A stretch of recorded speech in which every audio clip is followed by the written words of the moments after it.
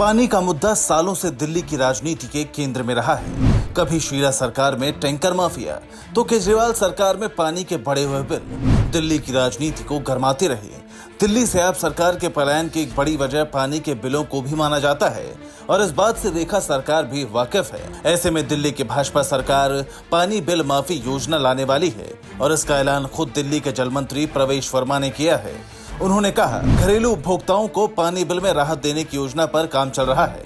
इस योजना से घरेलू उपभोक्ताओं के 90% तक बिल माफ होंगे। दरअसल पानी के अधिक बिल आने की वजह से बड़ी संख्या में उपभोक्ता बिल जमा नहीं करा रहे हैं। इससे जल बोर्ड को नुकसान हो रहा है। पूर्व की अरविंद केजरीवाल सरकार ने साल 2023 में बिल माफी योजना की घोषणा की थी। बीजेपी वालों ने एलजी को क्या किया, ये स्कीम रुकवा दी दिल्ली के अंदर। बीजेपी को ये नहीं करना चाहिए। बीजेपी की दुश्मनी आम आदमी पार्टी से है, केजरीवाल से है। जनता से क्यों दुश्मनी निकाल रहे हैं? तो बीजेपी ने एलजी को क्या क्या निकलवा दी। आज मैं आप सब लोगों के बीच में आपका साथ मांगने के लिए आया हूँ। आप मुझे साथ दीजिए, मेरा साथ दीजिए। ये स्कीम मैं लागू करवा के छोड़ूंगा, चाहे मुझे कुछ भी करना पड़े, चाहे भूख हड़ताल पे बैठना पड़े, चाहे मुझे जो मर्जी करना पड़े। तो मेरा सबसे एक तो ये निवेदन है कि आपको जिन जिन लोगों को लगता है बिल गलत आ रहे हैं, बिल भरने की जरूरत नहीं है, फाड़ के फेंक दो। मैं ठीक करा दूंगा।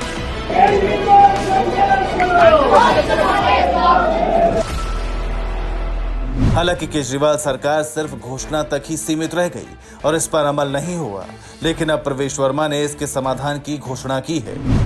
सूत्रों के मुताबिक पानी की बिलिंग प्रणाली के सॉफ्टवेयर में कई बदलाव किए जा रहे हैं, जिसके बाद उपभोक्ताओं के बिलों में कोई गड़बड़ नहीं होगी। इस तकनीकी अड़चन को दूर करने के बाद योजना की घोषणा की जाएगी। जल बोर्ड के अधिकारियों को बिल जमा नहीं करने वाले किसी उपभोक्ता का कनेक्शन नहीं काटने का निर्देश दिया गया है, क्योंकि सरकार का मानना है कि लोग बिल में राहत की योजना का इंतजार कर रहे हैं।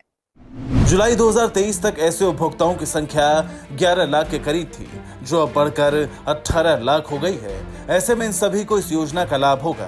Bureau report, P24 news.